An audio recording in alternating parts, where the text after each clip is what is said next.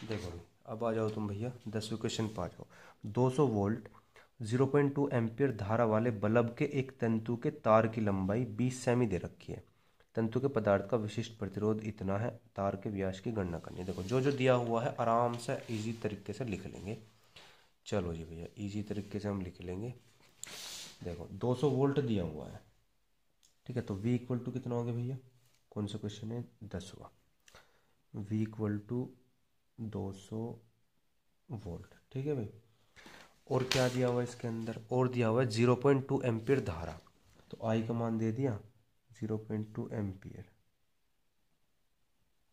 ठीक है। और क्या दिया हुआ भैया, और इसके अंदर दिया हुआ है लंबाई दी हुई है 20 सेंटीमीटर, तो L इक्वल टू 20 सेंटीमीटर, या तुम कह सकते हो 20/100 मीटर, ठीक है।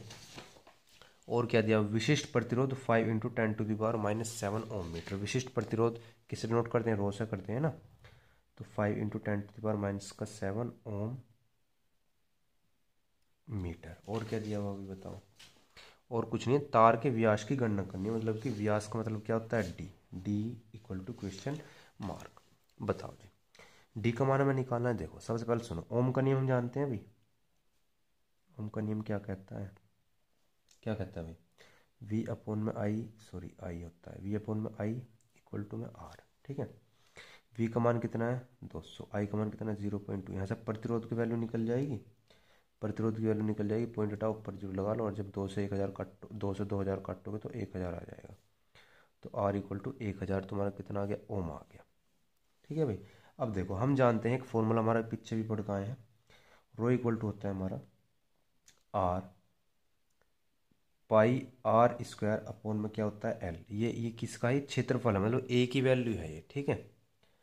चलो रो का मान तो दिया हुआ है 5 इंटू 10⁻⁻7 इक्वल टू आर का मान अभी अभी निकाला 10⁻³ इंटू में पाई का मान होता है 3.14 इंटू में, और आर मुझे निकाल नहीं है क्योंकि आर निकाल लेंगे तो उसका डबल कर देंगे ना, तो डी का मान निकल जाएगा तुम्हारा इंटू में, ठीक है जी।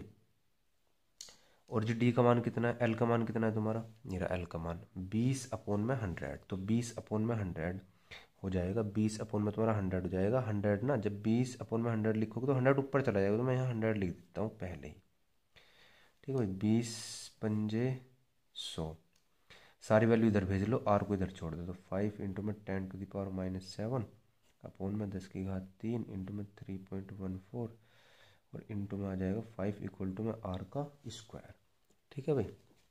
चलो अब तुम इसको जब सोल्व करोगे ना, तो वही पॉइंट हटा कर ऊपर सोल्व लिख लो, ठीक है भाई। 5 से 5 काट लो, 10⁻³ ऊपर पहुँचा दो, तो 10⁻2 तो ये रही पॉजिटिव, और ये माइनस की है, तो कितनी बची, 10⁻−5 बची, और 10⁻3 है प्लस की ऊपर जाकर माइनस की हो जाएगी, तो कितनी हो जाएगी, चलो मैं लिख देता हूँ 10⁻−2 10⁻2, और जब ये ऊपर चली जाएगी 10⁻−3 हो जाएगी, और अपॉन में है 3 से 14, और ये आर का स्क्वायर यहाँ को करता हूँ, ठीक है। ये सॉल्यूशन हुआ इसका, 10 हो गई, ये तो माइनस माइनस की और प्लस की 2 है, तो 10 कितनी होगी, -8 हो गई, ठीक है। और अपॉन में है 314, और इक्वल टू में है आर का स्क्वायर। देखो जब तुम इसको सोल्व करोगे ना, जब तुम इसको सोल्व करोगे भाई, तो मतलब रूट भी करना पड़ेगा, अभी इधर जा करके रूट भी करोगे, तो आर इक्वल टू मैं डायरेक्ट लिख रहा हूँ सोल्व करके, यहाँ पे 5.56 इंटू 10⁻⁻6 आएगा। और जब डी की वैल्यू निकालोगे तो इसका डबल कर देना, डबल करोगे तो कितना आ जाएगा, 2 को 2 का 1 2 5 10 और 11 1 1 2 5 10 और 11, तो 11 पॉइंट ये इतने के समथिंग तुम्हारा आंसर आ जाएगा। देख लो आंसर शीट में इतना ही होगा, ठीक है भाई। नेक्स्ट क्वेश्चन पे आ जाओ फटाफट।